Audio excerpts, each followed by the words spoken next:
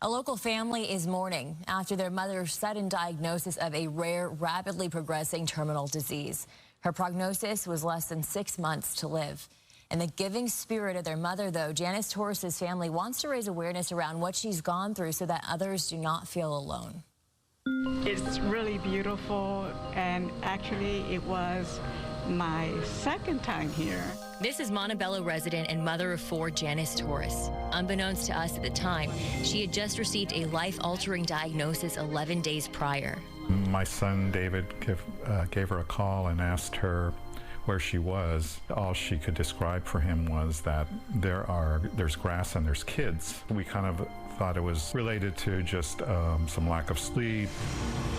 Janice would be wheelchair-bound in a matter of days. The disease is called Creutzfeldt-Jakob disease. According to the CDC, it affects only 1 in a million people. And my mom just happens to kind of be that crazy statistic. And just 2 weeks after we first met her, Hi, I'm Christina. We met a couple weeks ago. the fast-moving disease had taken its toll. It's a neurodegenerative disorder. You can kind of imagine a lot like Alzheimer's. It's suddenly fallen upon us and very swiftly. I mean, that's just kind of the unfathomable. There is no available treatment or cure. They cannot control their muscles. They start losing their ability for cognition and memory.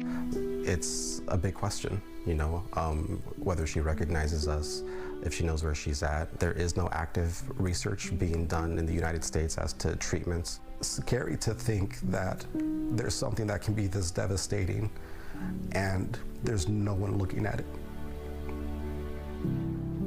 Janice's fierce, giving spirit has inspired her family to serve others, like David, her son, who's become mayor of Montebello. In her example, that's given me the strength to lead my city.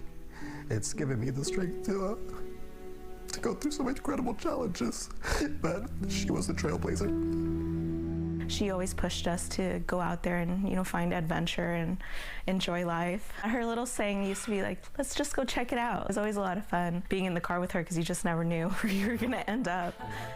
Janice's daughter, Juliet, is expecting and is faced with the reality that her beloved mom may never get to know her grandson. Oh. There's just too many emotions to really gather all that right now. The head of neurology at Kaiser says it's not clear why certain people get Creutzfeldt-Jakob's disease, and he hopes stories like Janice's help spur much-needed research. We can confirm the diagnosis in ways we couldn't do just 5 or 6 years ago.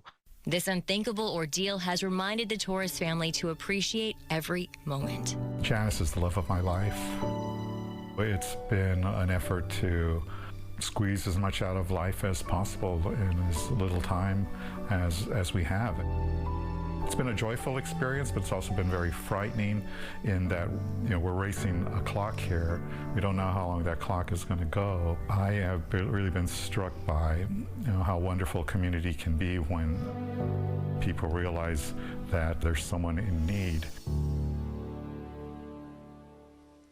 We're sad to report we've learned that 5 weeks after her diagnosis, Janice has passed away. She was 62 years old, and the day after her passing, her family tells me her grandson Elijah was born. He is a healthy baby boy, so they're experiencing so many emotions right now.